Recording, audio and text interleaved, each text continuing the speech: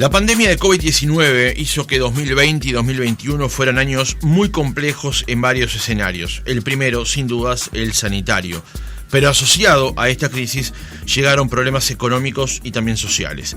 La educación no escapó a esa realidad y sufrió una reconversión obligada por las circunstancias que introdujo con mayor peso la virtualidad. Esta realidad impuesta por las circunstancias puede traer aparejado dificultades de aprendizaje, deserción y aumento de brechas. Las clases en primaria, tanto en Montevideo como en la zona metropolitana y el resto del país, han vuelto en las últimas semanas a funcionar con presencialidad. En secundaria la situación comenzó a recomponerse a partir del pasado día lunes. Pero ¿cómo se ha encarado la educación en pandemia? ¿Qué desafíos representó? Y además nos preguntamos si deja algo positivo. En esta mañana daremos un primer abordaje sobre el tema en una nueva mesa especial de conversación. Hoy nos acompañan Daisy Iglesias, maestra, dirigente de ADEMU Montevideo. Daisy Iglesias, bienvenida, ¿cómo está? Un gusto, buenos días, saludos a todos. Muchas gracias por acompañarnos, Daisy. También se integra a la mesa Alejandra Fernández Segovia, licenciada en Psicología por la Universidad Católica, máster en Psicología Educacional y directora general y de secundaria del Colegio Santa María de la Ayuda, que pertenece a Fundación Sofía. Alejandra, muy buenos días, gracias por acompañarnos. Buen día y muchas gracias por la invitación y saludos a toda la mesa. Gracias por estar con nosotros. Se integra también a esta mesa de conversación Juan Gavito Sóboli, consejero del CODICEN de la ANEP, doctor en Derecho y Ciencias Sociales. Gavito, bienvenido, ¿cómo está? Buen día, un gusto estar con ustedes. Y también se integra a esta mesa y completamos así lo que le presentamos hoy en esta mesa de conversación Javier Lacida, presidente del INED, el Instituto Nacional de Evaluación Educativa. Lacida es doctor en Educación por la Universidad Autónoma de Madrid, tiene la maestría en Ciencias Sociales por la Facultad Latinoamericana de Ciencias Sociales en Argentina y es licenciado en Ciencias de la Educación por la UDELAR. Lacida, ¿cómo le va? Buenos días. Buenos días.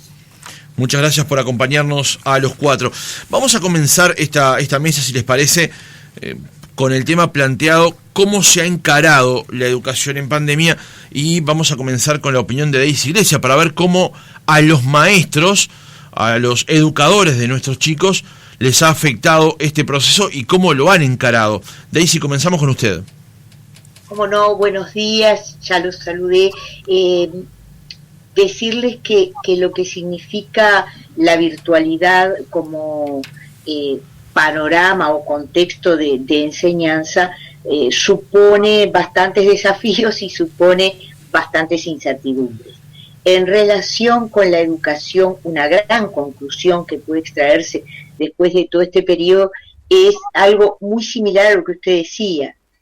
Los medios informáticos son un auxilio, son un complemento, pero indudablemente queda totalmente claro y evidente que la educación es siempre una cuestión de cara a cara, una cuestión de enseñanza directa. En el caso de cómo se transcurrió este año casi medio en virtualidad, debo decirse que uno de los mayores problemas es el enfoque didáctico de las herramientas virtuales. Y cuando digo el enfoque didáctico, digo la construcción de una didáctica de formas metodológicas de enseñanza a través de esas metodologías, aun cuando no tengan el carácter de exclusividad. Y en ese sentido, no creo que solo en Uruguay, creo que en todos los contextos internacionales, esto es un debe, porque hay avances en materia de virtualidad, en semipresencialidad o virtualidad, sobre todo en ciertos cursos superiores, no en todos. Pero en lo que se refiere a la educación inicial, primaria, básica, a nivel de secundaria, no lo hay. Y creo que también se ha mirado mucho desde expertos o desde la ciudadanía o desde el periodismo a la situación de la educación en el nivel, diríamos, de los niños y los adolescentes. Pero hay un nivel sumamente preocupante, creo que hay que mirarlo hoy, que son todas aquellas profesiones que requerían prácticas y que requerían manejo práctico para su titulación, que no lo han tenido casi por 2 años.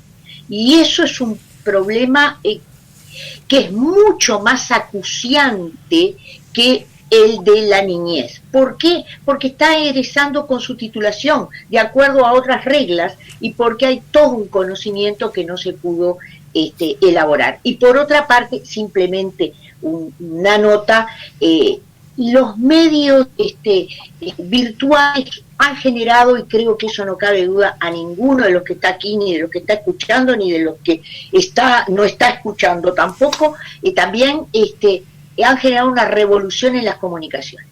Pero esta revolución en las comunicaciones y en los contactos tiene dos facetas. Una, la faceta de su buen uso, la faceta de la buena difusión, y otra, la problemática muchas veces del anonimato en las producciones, de la falta de certeza científica, de la falta de certeza en cuanto a la calidad de lo que circula.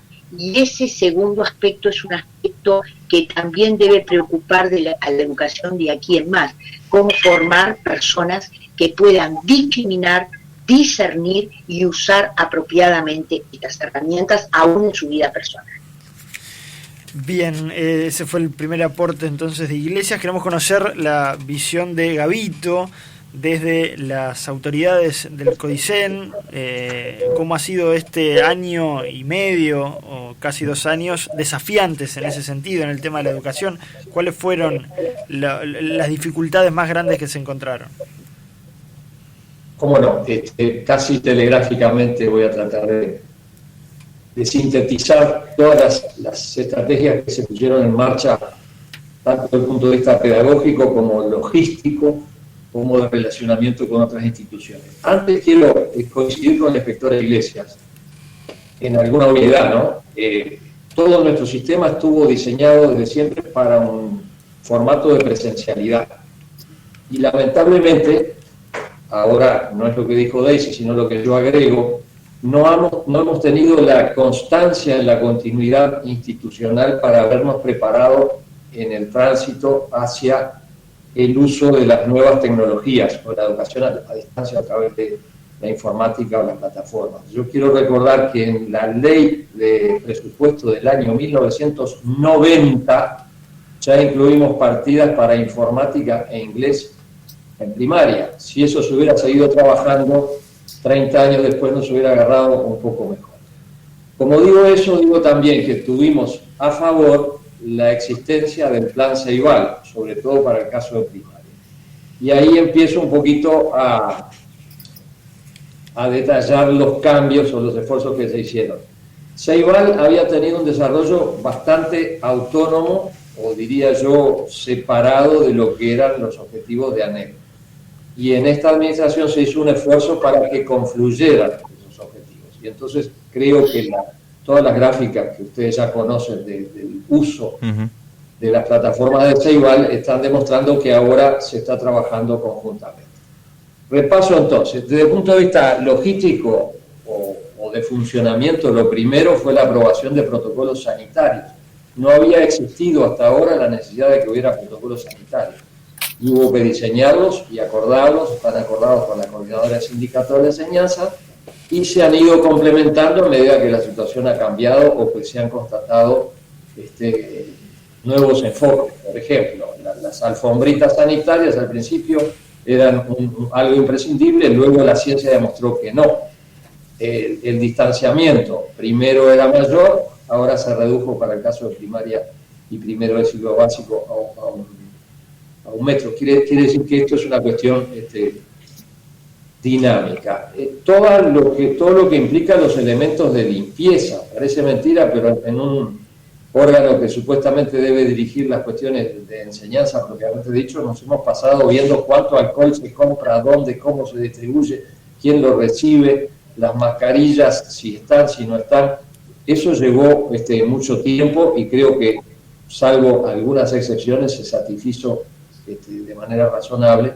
Y lo mismo el caso que es muy importante y ha sido crítico de los y las auxiliares de servicio, porque evidentemente algunas en algunos casos ya eran insuficientes las dotaciones, y a medida que la gente se fue certificando o convalidando, que son dos matices de la misma situación, no había quien atendiera esa situación, entonces hubo que proveer vacantes, más de 300 ya llenó primaria en base a listados que estaban ordenados precedentemente, contratado afuera, cooperativas, y hasta se transfirió dinero a la Corporación Nacional para el Desarrollo, que se supone que es para otra cosa, pero que tiene agilidad en los procedimientos licitatorios y ha estado contratando empresas o cooperativas. En lo estrictamente pedagógico, bueno, en eso después Daisy me complementará porque lo maneja mucho mejor que yo. Estrategias de apoyo, de compensación, sugerencias u orientaciones, ¿verdad?, que fueron plasmadas en documentos que no provinieron de consejeros iluminados, sino de los propios, de lo que yo llamo las autoridades técnicas, es decir, los servicios de carrera de cada uno de los subsistemas, que luego las direcciones generales o consejos los homologamos, un calendario tan flexible tanto para el reintegro como para la extensión del tiempo pedagógico, evaluaciones diferentes. Todos saben, el año pasado, por ejemplo, en primaria no se calificó con nota, ¿verdad? Sobre todo se privilegió estrategias de acompañamiento. Y para no extenderme más, porque estoy seguro que vamos a volver sobre eso, hacia afuera, una estrategia también de estar en contacto con otras instituciones, sobre todo el Ministerio de Salud Pública, permanentemente, para tener su apoyo o su palabra para saber si avanzamos o retrocedemos en la presencialidad o en los protocolos. Y una cosa muy importante, la vacunación. Logramos, y digo logramos, y me toca haber presentado la iniciativa, el colectivo de los funcionarios de ANEP, que estuviera en la primera tanda de vacunados o de vacunas priorizados junto con salud. Con Antel para seguir instalando antenas sobre todo en el interior del país donde no había cobertura, y para conseguir bonificación en paquetes de datos. Eso hizo que las empresas de la competencia, que no las voy a nombrar, también tuvieran que ofrecer facilidades análogas. De modo que creo que es una situación que nadie quiso, que nos tomó a todos por sorpresa, pero que no nos encontró inactivos. Y finalmente quiero hacer una referencia a algo que decía Daisy con mucha razón, que siempre nos fijamos en la escuela o en el liceo o en los primeros años de las escuelas técnicas, y está bien que nos fijemos en todos los niveles, pero esos muchachos tienen posibilidad de recuperar a lo largo de su trayecto o trayectoria educativa, pero las formaciones profesionales, ¿verdad?, y las que son habilitantes para determinada profesión que requiere de práctica son las que se han visto más afectadas. Eso lo ha reconocido el director general de la UTU. Y digo de paso que en el nivel terciario, fuera de ANEP, metiéndome un poco en casa ajena, esto es más grave, porque si mañana a mí me va a juzgar un juez que su carrera de abogacía la terminó más o menos, o me va a operar un médico que no pudo tener la suficiente práctica, o va a construir un edificio, un arquitecto o un ingeniero, eso yo creo que es más grave, y la sociedad no le ha puesto el énfasis. No hemos visto ningún colectivo de familias organizadas o de estudiantes organizados por la falta de presencialidad. La UDELAR recién ahora tímidamente en algunas áreas, me parece muy bien, que está volviendo. Y ahí hay una diferencia entre los dos grandes sistemas de la educación pública. Por ahora es lo que quería decir para no acaparar la palabra. Vamos a preguntarle en unos minutos nada más a Javier Lacía, en su calidad de presidente del INED, cómo fue la evaluación del año pasado, porque fue el primer dato relevante que discutieron puertas adentro de INED, era si se evaluaba, y finalmente el informe Aristas así lo hizo. Pero antes vamos a preguntarle a Alejandra Fernández en su doble condición, no solamente como directora del colegio en general, sino como de secundaria, porque también hay una afectación en lo que tiene que ver con el trabajo con los chicos ya en ese nivel.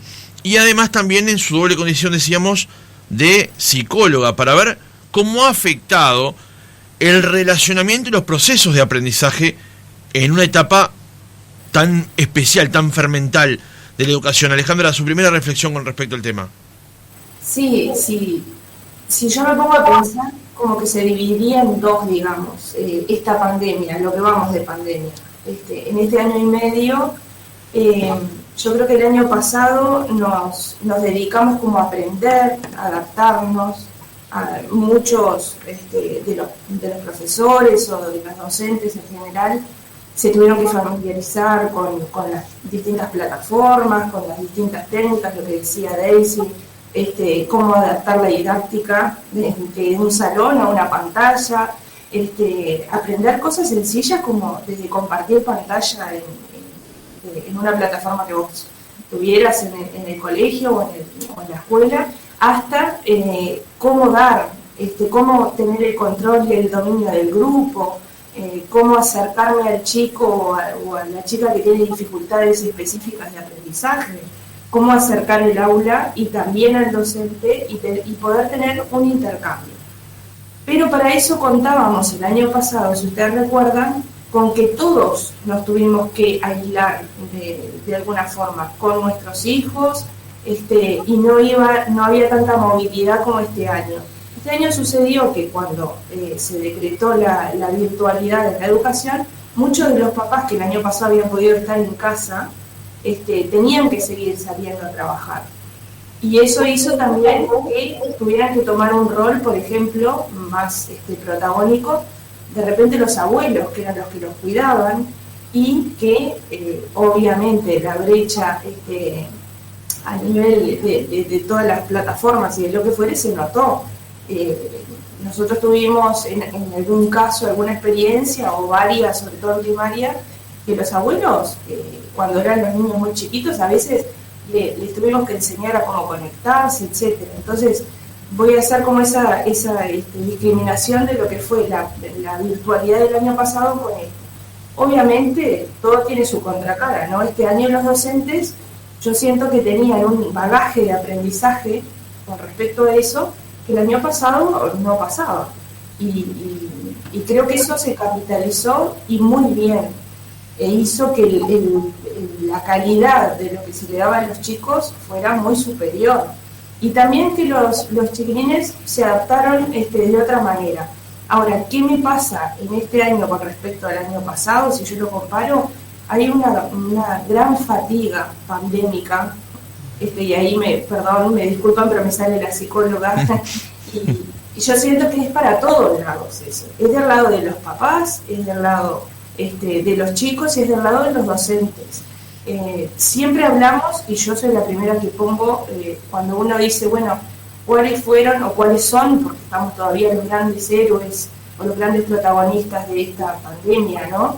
Y hablamos del personal de la salud, que sin duda, pero también yo creo que todo lo que es la parte docente y los estudiantes ha sido un cambio adentro de otro cambio y adentro de otro cambio. Claro.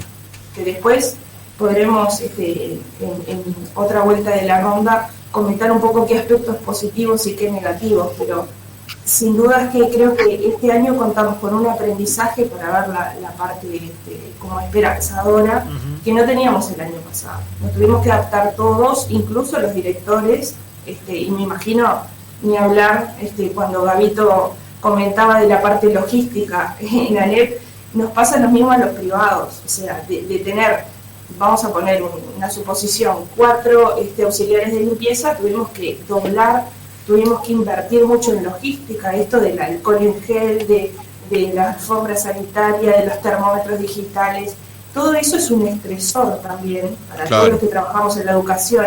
Estar literal con un metro midiendo la distancia de los chicos, el control de tapabocas, todo eso también contribuye además del gasto, ¿no? Nosotros, la verdad que gracias a que somos una red, Fundación Sofía de 32 colegios, el año pasado pudimos, obviamente como todo uruguayo, yo creo, endeudándose y teniendo que pagarlo este año, que es muy bravo también, esa deuda que contrajimos el año pasado, tirar paredes, agrandar salones, invertir en mobiliario para que los chicos pudieran tener todos los días de la semana todo el horario que nos permitía. Ante una crisis económica, encima hubo que hacer inversiones para poder atender las dificultades que ella presentaba, ¿no? Sí, exactamente. Y eso, y lo quiero decir, y lo veo de verdad, yo tengo compañeros acá, si bien en mi colegio privado, que trabajan en lo público. Veo un gran amor realmente por la educación y por la preocupación de que esos chicos puedan llegar digamos, a tener un aprendizaje significativo en un año, el año pasado, muy complejo, y este año que digo que se agrega toda la parte psicológica, porque ustedes no se olviden, Claro. que hubo chiquitos que perdieron familiares, no los pudieron despedir, que hace meses que no ven a sus abuelos, que hace meses que no tienen vida social también. Claro. Y eso nos afecta a todos. Miren que yo he visto docentes muy cansados, y eso también repercute, pero el factor... me parece que está bueno quedarse con lo positivo también, y creo que hubo un aprendizaje y vamos a salir mucho más fuertes, ¿sí? Claro, porque seguramente estábamos preparados, o no totalmente preparados, pero entendíamos que iba a ser el 2020 el año difícil, ¿no? El año donde había que, agarrar fuerzas y tratar de salir. Esto se fue ensanchando, ¿no? Y lamentablemente gran parte de este 2021 mantuvo la misma tónica o incluso peor. La SIDA, generalmente aguardamos con mucha expectativa los informes del INED para saber cuál es el estado de situación de nuestra educación, una educación que venía con dificultades previo a la pandemia, con dificultades estructurales, pero que obviamente esto significó un tsunami, ¿no? ¿Cómo se evalúa en una situación tan atípica, tan anormal, y cuáles son los principales datos? ¿Cómo está la educación uruguaya al día de hoy con todo este panorama? Primero que, contesto a la pregunta que planteaban hoy, fue un acierto, los hechos demuestran que fue un acierto haber evaluado el año pasado, en diciembre. Tuvimos suerte, porque fue en el periodo ventana ese en que se reiniciaron las clases, pues volvieron a interrumpirse. Fue un acierto, igual que en varias partes del mundo, en donde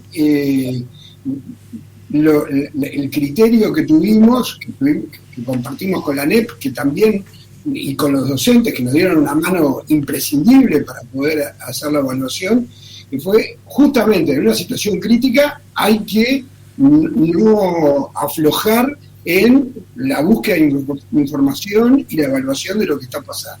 Esto fue una decisión que se tomó en Uruguay y en muchísimos otros países, que se siguió evaluando aún en este contexto crítico.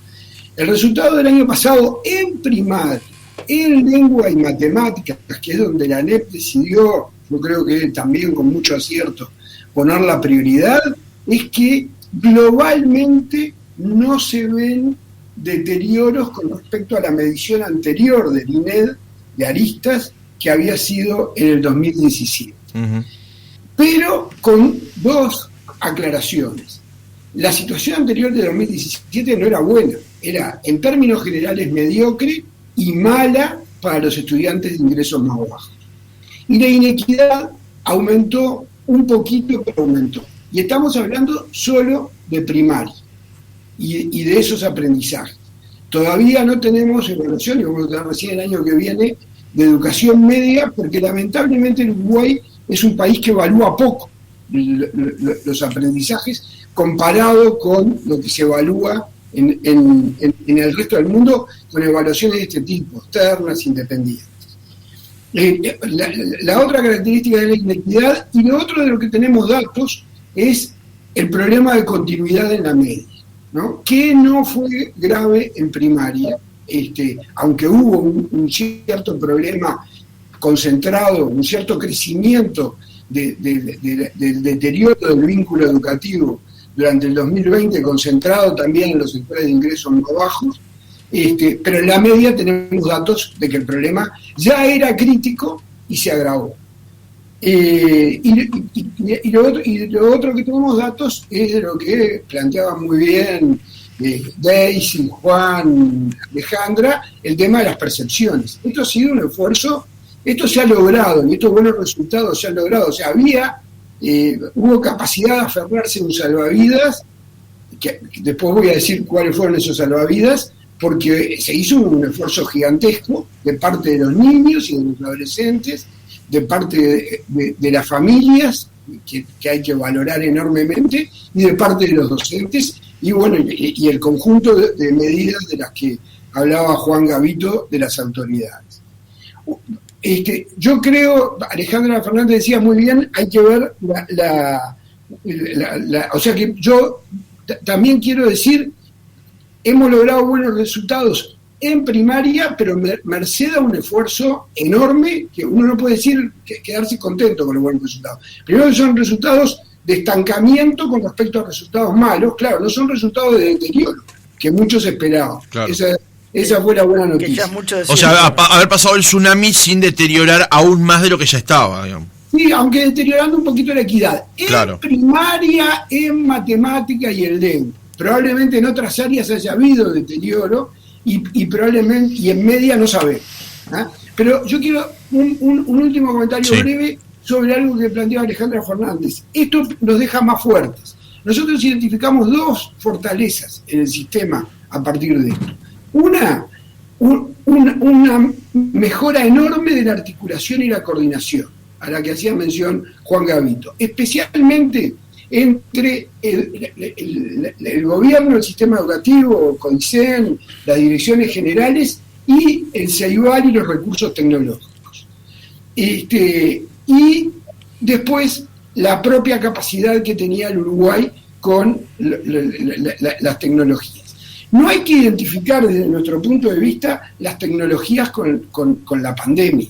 Alguien decía muy bien hace unos días, la pandemia ha sido el peor promotor de las tecnologías. Claro, ha sido un promotor acelerado, pero a las piñas, en donde la gente ha tenido que recurrir a eso obligado. Sí, de prepo.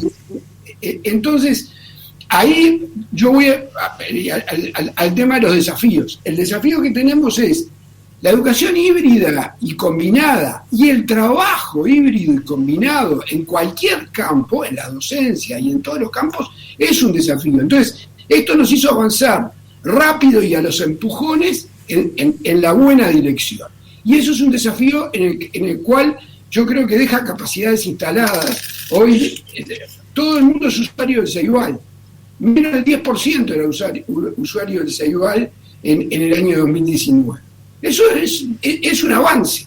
Y es un avance que yo creo que capaz que no se va a mantener cuando se vaya la pandemia en los mismos niveles, pero seguro, y tenemos que hacer el esfuerzo todos, que tampoco va a retroceder a los niveles del 2019. O sea que yo veo, porque a veces yo quisiera romper la idea de pandemia igual tecnologías de la comunicación. Las tecnologías de la información y la comunicación, el plan CEIBAL, fueron uno de los salvavidas para salir de la situación. Hay que convertirlo en un bote, para seguir con la metáfora. Bien. Vamos ahora con intervenciones más breves, porque tenemos por lo menos dos consultas más para plantearles, por lo menos de las que preparé. Cuando estábamos hablando y Alejandra mencionaba el término cansancio, todo lo que nos estamos viendo a través del MIT, todos asentimos, ¿no? Estamos todos, los docentes, la materia institucional del manejo educativo y también su evaluación están cansados. Hay cansancio en los docentes, cansancio en los alumnos y cansancio en los padres. ¿Cómo han transitado ese cansancio, Daisy? Perdón, que no estaba. No, me parece muy interesante todas las intervenciones y creo que ustedes deberían continuar con esta mesa o con otra más adelante porque están todos los temas sobre la mesa. Nosotros le hemos llamado agobio y este agobio tiene dos partes. Yo voy a ir a la situación material que exponía el doctor Gavito. Hubo acciones por parte de la administración, pero en el año 20 hubo 20.000 celulares personales al servicio del sistema, que es una vía material. Yo me podía haber negado, ¿verdad?, a usar mi celular para un video, gastando datos. Eso del uso del recurso personal con su socialización material tiene una enorme importancia, porque en el 21 ya no fueron los celulares. Hubo que transformar, por el avance en el manejo de los medios, las casas en aulas. Y tuvimos que discutir hasta cómo se transforma una casa en aula. Porque o venía el hijo de la compañera o tenía detrás distractores o había otras interferencias. Esos son los aprendizajes didácticos a los que me refiero. Claro. Aún de cómo hacer un video y te agobia profesionalmente. Yo he visto docentes excelentes en el manejo didáctico presencial y veía sus producciones por video y decía, por favor, detente, el ritmo está acelerado, es de tal es tal la frecuencia que el estudiante no puede seguir. O cuando uno decía, bueno, hoy es este contenido y mañana ya paso a otro, o sea, que hay un agobio por la misma elaboración didáctica. Y no es lo mismo usar el recurso hoy con presencialidad que usarlo en forma exclusiva. Pero ¿qué otro agobio hubo? Que aquí también entra en sintonía lo que tiene que ver con las supervisiones y las orientaciones. Nosotros venimos de un sistema de 4, 6 u 8 horas de trabajo con los niños. Bueno, la extrapolación de eso a lo virtual no funciona. Matamos a las familias. Hay una investigación de la década del 90 de CEPAL, que a mí me parece fundamental, algo simple que dice, a mí me impresionó siempre por la simpleza. Cuando la escolaridad va casi al 100%, las familias pueden ayudar. ¿Por qué? Porque mamá, particularmente ellos hacen hincapié en las madres, Alejandra, porque mamá ha sido parte del proceso, conoce el código, sabe qué quiere la maestra, sabe cómo funciona el sistema. ¿Cuál fue la situación de las familias? Las familias tuvieron que aprender, y aprender no siempre es lo mismo, pero no aprender a cómo apoyar al nene cuando hacía una actividad de educación física, aprender cómo manejar esto. Y realmente eso es un agobio, porque además hay un factor, y con esto cierro para darle intervención a otro porque me quedan cantidad de temas, hay un factor que yo declaro no haber profundizado últimamente, no he leído, no me siento con herramientas teóricas fuertes, pero sí entré en algo y tal vez la CIDA lo conozca mejor que yo. En Europa se comenzó a estudiar el estrés que te genera lo virtual. Hemos salido de reuniones como estas, que son fantásticas, porque esto antes tenías que desplazarte, ir, ahora es práctico, acotado, pero el agobio del cambio de las pautas de comunicación, lo que tiene que ver con el movimiento corporal, lo que tiene que ver con las relaciones personales que nos caracteriza, lo sabrá mejor Alejandra, está cortado por esto. Yo aquí tengo un interlocutor plano, y eso ya de por sí genera agobio. Ahora ustedes imagínense, y el interlocutor plano con un niño de 6 años, de 4 años, o en un campo en el que yo trabajo, que es el campo de las personas con discapacidad.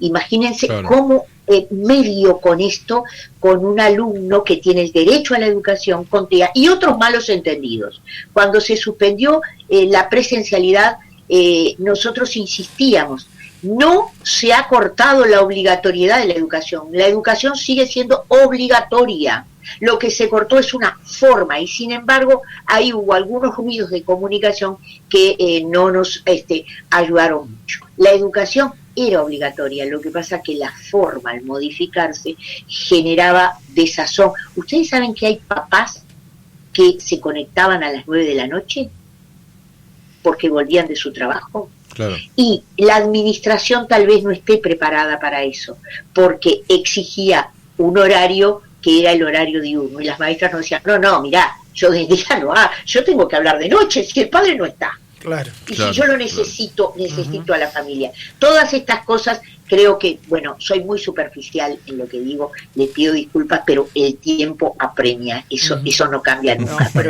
Pero es interesante algunas cuestiones que, por ejemplo, yo desconocía, esto de los 20.000 celulares propios, claro, que es la herramienta con la que se contaba. En ese sentido, quiero también escuchar a Gabito, ¿no?, sobre el cansancio, el agobio, y cómo de alguna manera la educación se va a reformular en base a todo lo que se ha generado entre lo bueno y lo malo, para que estas cosas que parecen detalles, bueno, no pasen de forma desapercibida, ¿no? ¿Cómo no? Primero, coincidir totalmente con Alejandra y con Daisy sobre el cansancio o agobio, bueno, el grado se lo pone cada quien. Y agrego una nota más, que como ocurre siempre cuando hay personas detrás, esto se hace más injusto en la medida en que aquel docente que es responsable desde el punto de vista profesional y humano sufre más ese agobio todavía, porque se siente obligado a dar respuestas a cualquier hora, en todo momento. A su vez, los chiquilines, cuando le agarran la mano al sistema, son más exigentes y uno no los va a dejar sin respuesta. Y entonces eso realmente genera situaciones injustas. Nosotros hemos reconocido públicamente y agradecido el rol que han tenido los docentes, lo quiero ratificar ahora, no tanto por el uso de los datos propios, sino por esta entrega. Lo del uso de datos es de las cuestiones que hemos, como ya dije, manejado con Antel para que no sea necesario, pero es casi inevitable. Y también coincidir en el hecho de que el uso de las nuevas tecnologías no es hacer esto que estamos haciendo nosotros, o poner una videollamada y dar una clase frente al teléfono, sino apoyarse en esta herramienta justamente desde el punto de vista didáctico, y en eso ustedes saben mucho más que yo, pero desde poner pruebas progresivas, corregir prácticas, en fin. No es solo dar la clase por Zoom, como dicen los chicos. Claro. Quiero ir un poquito al tema de las evaluaciones. Primero, antes que me olvide, todo esto que lo estoy diciendo telegráficamente ha sido expuesto e informado in extenso en las dos comisiones de Educación y Cultura, tanto de la Cámara de Diputados como la de Senadores. O sea que para los oyentes que quieran profundizar, las versiones taquigráficas de las actas de las comisiones están disponibles y entran a la página del Palacio Legislativo. Y ahí hay mucho más información cuantitativa y cualitativa. Sobre la ventaja de la evaluación, no tengo más remedio que volver a ser autorreferencial. A mí me tocó participar en la CODE, la Comisión de Debate Educativo, que precedió al Congreso, que a su vez precedió a la actual ley. Estaba en discusión, no se admitía el concepto de evaluación. A mí me tocó proponerlo para la agenda, no estuvo. Era el maestro Miguel Soler, muy respetado, recientemente fallecido, que coordinaba esa comisión. Por suerte apareció, no sé por virtud de quién, si del Poder Ejecutivo de entonces, en el proyecto de ley, y se transformó en ley, y así nace el INED que hoy integra Javier Lacida. Nosotros somos de la línea de abrirnos constantemente a la evaluación, por eso autorizamos y pagamos parte de su costo la evaluación del año pasado, y nos dio ese resultado que Javier ya detalló. Pero también se hizo encuestas por la propia ANEP, que muchos medios han tomado y han divulgado en estos días. Y ahí creo que lo que sí yo pediría a los que saben es ayudar a interpretar, porque la gente dice, el 60% solamente se tuvo resultado exitoso a través de una conexión por plataforma. Bueno, hay que explicarle a la gente que las plataformas no son la única forma de contacto, hay de la vieja forma física y cara a cara, que donde se podía, sobre todo al interior se hacía, hasta el uso, aunque no sea perfecto, de las tecnologías, el WhatsApp, por ejemplo, que no es plataforma Ceibal, pero también es una manera esencial. Eso por un lado. Y por otro lado, cuando se comparan 40 o 60 o 80%, se lo compara con un 100 ideal. Y en la época de la presencialidad tampoco teníamos un 100% de éxito, digamos, en los aprendizajes. También hay desvinculación, también hay fracaso, es una forma fea de decirlo, pero para que se entienda. O sea, de modo que cuando hagamos las comparaciones, hagámosla no en relación a un ideal que nunca era alcanzado, sino lo que era el promedio. Y eso me parece bien que INED lo ha hecho en relación a, en este caso de matemática y lengua, en relación a los logros de promedio, digamos, de otras épocas. Por ahora es lo que quería decir. Bien, volviendo al tema del cansancio y del agobio, término que sumó Daisy, lo comentabas recién, Alejandra, que era no solamente en los chicos, no solamente en los docentes, sino también en las familias. Y ese ha sido todo el proceso que han tenido que trabajar, ¿no? Sobre ese agobio en todas las partes, ese cansancio en todas las partes, ¿no? Sí, exacto. Me impresionaba cómo yo dije la palabra fatiga ustedes sumaron la palabra cansancio, Daisy decía agobio, y todos los matices que hay entre esas tres palabras y algunas más que se nos pueden ocurrir, ¿no? Aparece mucho lo que se llama el síndrome del quemado también, docentes que les bajan las defensas, que se enferman, que no en este caso de COVID, sino de producto del estrés, trastornos gastrointestinales, dolores de cabeza, contracturas, claro. Toda esa serie de conjunto de síntomas, digamos, que tienen que ver con un agotamiento que no solamente pasa con lo físico, porque de repente nuestra tarea es estar sentados en virtualidad frente a una pantalla muchas horas y no hay un desgaste físico de decir, bueno, salí a caminar 60 cuadras o tuve que ir y venir a tantos lugares. Tal vez es todo lo contrario, es de estar tan acelerado y vivir. ¿Cuántos docentes trabajan en secundaria nomás, en 4 o 5 lugares en la semana y tener que quedarse quietos en su casa? Esto que decían de la fatiga también tiene que ver con lo que decía Juan Pablo. Nosotros no los habíamos programado mentalmente, si se me permite la expresión, para decir, bueno, mi paciencia se programó y se tiene que terminar en diciembre de esto.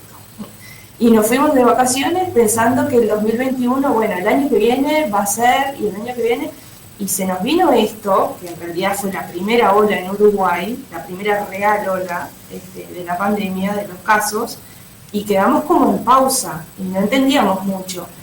Y este descoloque que nos pasó a todos, también le pasó a las familias, como decías tú. ¿Por qué? Porque voy a ir a un punto específico. Los chicos que tienen dificultad de aprendizaje, en un año común, digamos, normal, tienen en el mejor de los casos, tienen sus tratamientos, tienen su psicopedagogo, su psicomotricista, su fonoaudiólogo, su psicólogo. Todo eso se cortó muchas veces o se hizo a nivel virtual en el mejor de los casos, pero los papás pasaron a ser protagonistas, porque tuvieron que muchas veces acompañar esta tarea del docente con la dificultad de aprendizaje de sus hijos, que lo tuvieron que tocar, si se quiere, por primera vez como totales protagonistas, porque estaba como, si se permite la expresión, como tercerizado, o era el docente, o era el especialista, y tenían esa experiencia como micro en hacer los deberes con ellos, supónganse, pero ahora tenían que estar todo el tiempo, también hacer de mediadores, de puentes, de acercar. Entonces, esa fatiga se trasladó a todos, a los docentes. Quiero también mencionar, que no quiero dejar pasar de decirlo, también todo lo que es el personal no docente, que ha sostenido y que ha estado al pie del cañón, y que este año, por ejemplo, en ningún momento dejamos de venir a trabajar presencialmente. A los tutores que se hicieron cargo de cuando los chicos, los que estaban desconectados o los que tenían más dificultad, empezaron a venir de a uno, 1 hora por semana, para que el tutor lo organizara, que tratara de sacar adelante, porque muchas veces eso es como cuando se hace un trabajo en televisión o en radio, los que están detrás claro, que sostienen también todo eso. Y esa gente también está cansada. Entonces, los chiquilines, los estudiantes, como muchas veces ahora estamos empezando a ver casos de apatía, desidia, falta de motivación. Claro. De repente lo que antes funcionaba muy bien, ahora ya no te está funcionando a nivel de pantallas, porque ya probaste de todo, y decís, bueno, ¿ahora qué hago más? Gamificación, bueno, voy a poner un juego, voy a hacer una cosa para que ver si se motivan.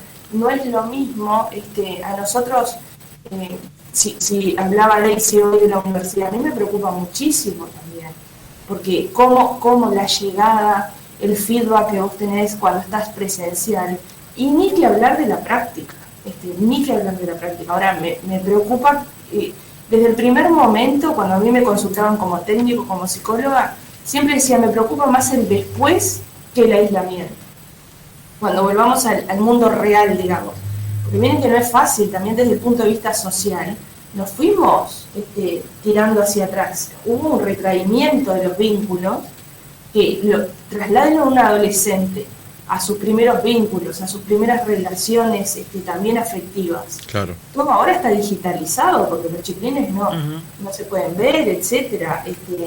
Creo que hay una fatiga que gira en torno a todo eso, que es importante que lo tengamos en cuenta, para cuando realmente volvamos también poder evaluar todo lo que es el mundo afectivo, porque esta gente es la que sostiene la educación. El proceso de socialización también, ¿no? En cuestión, la SIDA, uno imagina que con ese cansancio, con ese agobio, baja el rendimiento, baja la capacidad de comprender un texto, de hacer una ecuación matemática. ¿Eso de alguna manera se puede medir? ¿Cuál es su reflexión respecto a este punto que hemos manejado? Primero, sí, lo medimos para primaria el año pasado, medimos habilidades socioemocionales. No encontramos, igual que en matemática y lengua, no encontramos datos muy malos, pero encontramos sí grandes diferencias por nivel socioeconómico. Y ahí quiero, en relación a lo que planteaba antes Juan Gavito, agregar un comentario de enfoque. Hay que diferenciar, y nosotros en primaria tenemos los datos para diferenciarlo, percepciones de resultados. En primaria, las percepciones son peores que los resultados. O sea, si uno le pregunta, que eso es a lo que se refería Juan Gavito, si uno le pregunta a la gente dice, esto es horrible, por ese mismo sentimiento de agobio, de apabullamiento, de sobreexigencia, de complicaciones que a veces se tornan inmanejables. Ahora, los resultados, como yo decía, acotado a estos datos que fueron los que pudimos medir nosotros el año pasado, no son tan malos como las percepciones, porque hubo un gran esfuerzo y porque existieron recursos que el país tenía y que logró activar. De cualquier manera, yo quiero subrayar el problema de que el agobio se vive también de manera muy inequitativa, porque la pobreza genera estrés y angustia. O sea, es distinta la capacidad de enfrentar. Todos los sectores sociales con niños y adolescentes vivieron el desafío de la pandemia. Pero unos tuvieron, como decía bien Daisy, una casa que podía reconvertirse con dificultades en aula, y otros tenían una casa que era imposible, donde ni siquiera en condiciones normales, como planteaba Juan Gavito, se podía estudiar antes, que eso se ha estudiado, que hay niños que el problema es que no tienen un lugar donde poder concentrarse en su casa. Entonces, esto se ha profundizado con la pandemia, agrava los problemas que ya existían. Uruguay tiene un viejo problema de inequidad educativa. Uruguay es un país muy inequitativo. Nosotros tenemos una imagen equivocada del efecto y del logro educativo en términos de equidad. Uruguay es muy inequitativo, los que aprenden más y los sectores de ingresos más altos, ingresos más bajos, la diferencia entre los que aprenden unos y otros, desde hace décadas, y no cambia, está entre las más altas de América Latina. Lo cual es un desafío enorme para el país. Claro. La pandemia y estas situaciones de agobio no han hecho más que agravar. Bien, vamos a requerirles una reflexión final a cada uno de nuestros invitados porque tenemos que terminar puntualmente a las 11, no tenemos más de 30 segundos para cada uno, pero le quería pedir en particular a Daisy y a Alejandra su reflexión final comenzando desde este punto de vista. ¿Cómo recibieron los chicos el momento de volver a la presencialidad? Después de dejar la virtualidad, ¿tenían ganas? ¿No tenían ganas? ¿Le había gustado el escenario anterior? ¿Cómo lo vieron? Daisy, comenzamos con usted. Los niños son fantásticos, así que volvieron con enorme alegría, con una enorme dificultad, creo que a Alejandra le pasará lo mismo, para controlar ningún protocolo, porque además son niños, se tocan, se mueven, van y vienen, así que lo recibieron fantásticamente. Como reflexión final sobre la brecha educativa que planteaba la SIDA, me parece que sobre eso, y quedará pendiente, hay que discutir los grados también de porcentaje de llegada de la educación a todos los estratos sociales. Por ejemplo, yo estaba leyendo un material francés últimamente, de un connotado francés, hace días, que las recomendaciones que da para los docentes son, a nosotros nos sorprenden, porque parecen retrotraernos en el tiempo. Es un connotado pedagogo contemporáneo, libre de toda sospecha. Habla hasta de las formas de hablar, porque en la situación de Francia ha entrado un fenómeno que es el migrante, que ha modificado las pautas educativas. Entonces también hay que mirar, tal vez sea muy atrevida la CIDE, pero dígame qué grado de escolarización tiene usted, qué nivel de llegada a toda la población, porque en Uruguay hay una cosa que sí es clásica desde tiempo atrás: la educación ha sido universal. Puede haber factores que sí o que no, pero ha sido universal en su tramo básico. Bueno, los índices de escolaridad así lo demuestran. Que hoy se hable de que la relación democracia-educación ya no se entiende como acceso, sino como oportunidades de aprender, es un cambio en la discusión pedagógica, lema que comenzó a partir del 70 del siglo pasado, no antes. A la escuela, desde tiempo atrás, van todos. El problema que puso sobre la mesa la discusión pedagógica del 60-70 es si van todos, pero de esos todos, ¿cuántos se apropian del conocimiento? Y ahí entró esta variable de las diferencias de componente social que en muchos lugares hoy está surgiendo como tema. Se acaba de abrir un debate allí, ¿no? Ni que hablar. Alejandra, Totalmente. Queda para la próxima, Alejandra, también tu reflexión final. Sí, cortito. Lo que preguntaban, los chicos tenían ganas de verse, y esto que decía Daisy, ¿no? Nuestra supervisión, porque tienen ganas de abrazarse, de tocarse, claro, de contacto físico. Se abrazan con los ojos. A mí me gustaría que ustedes vinieran a un patio de un liceo para que vean lo que es el lenguaje no verbal en este tiempo, ¿no? Hay gente que, como a mí, por ejemplo, que soy muy expresiva con mi cara, me viene muy bien el barbijo porque disimulo algo, pero los ojos te hablan igual, claro, y a ellos les pasa lo mismo. Y después quiero, como reflexión final, decir qué resilientes que son nuestros docentes, qué resilientes que son nuestras familias y qué resilientes que son los chicos. Sin duda que en mayor o menor medida esto es como un accidente de tránsito. Algo te vas a llevar, o es un rasponcito, o algunos chocaron de frente, o otro fue un pinchazo, alguna consecuencia te va a quedar, pero qué bueno que de eso podamos tener un aprendizaje significativo para nuestra vida, más allá de lo que es la educación.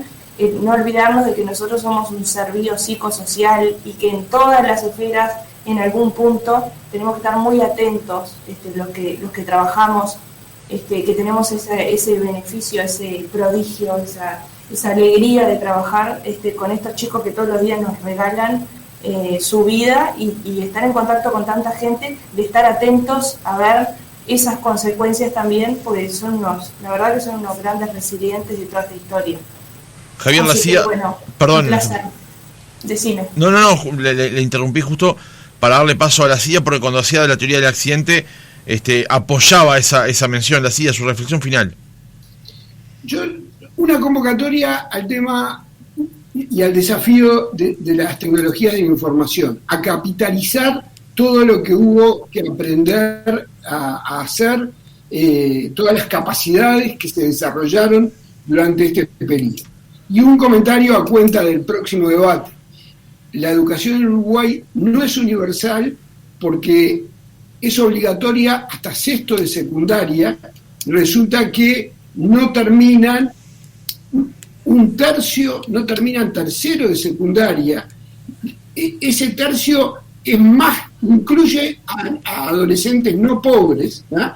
Y menos de la mitad termina bachillerato. Y hoy, a principios del siglo XXI, además de que todos necesitamos manejar las TIC para trabajar, todos necesitamos también saber leer y escribir. Y hay niños que están terminando, por más que terminen sexto año con extraedad o como sea, terminan, creo que lo sabemos, lo hemos verificado en el INED, sin ni siquiera saber leer y escribir adecuadamente. Está el debate, veo a Daisy con muchas ganas de responder, pero lamentablemente queda para el próximo. Son conceptos de universalidad diferentes. Queda, Daisy, está buenísimo el tema realmente, y vamos a proponer una nueva mesa en ese sentido. Juan Gavito, estamos en el cierre, también de manera telegráfica una reflexión final. Bien, sobre los aspectos socioemocionales hay un documento específico. Yo les dije que se habían emitido documentos con orientaciones y sugerencias pedagógicas. Hay uno específico para esto, está disponible también en la página de ANEP. Sobre el uso de las tecnologías, indudablemente hay que seguir en ellas, hasta por una cuestión generacional e inercial. Si nosotros no conducimos ese tránsito hacia el buen uso de las tecnologías, van a ser mal utilizadas de cualquier manera. Hay que sacarle el jugo en el sentido positivo. Y finalmente, sobre el tema de la equidad, bueno, es algo que se sabe hace muchos años. Por algo hace 30 años creamos las escuelas de tiempo completo, empezamos tímidamente a pagar distinto a los cargos que se desempeñaban en zonas más desfavorecidas. Pero hay distintas estrategias y yo no veo que hayan dado el resultado esperado hasta ahora. Les tiro otra para otro debate otro día. Tenemos 14.000 presos, más 14.000 personas que están cumpliendo penas alternativas a la privación de libertad, y ahí los índices son altísimos de analfabetismo o analfabetismo funcional o directamente de haber sido desertor del sistema. Entonces el sistema falló también. Bien. Y creo no está haciendo lo suficiente. Bien. Juan Gavito. Creo que tenemos que hacer un trabajo hacia adentro y hacia afuera de la ANEP. Muchas gracias, Juan Gavito, por haber estado con nosotros. Daisy Iglesias, también dirigente de ADEUS, muchas gracias por haber estado con nosotros. Alejandra Fernández, directora general y de secundaria del Colegio Santa María de la Ayuda, y también a Javier Lacía, presidente del INED.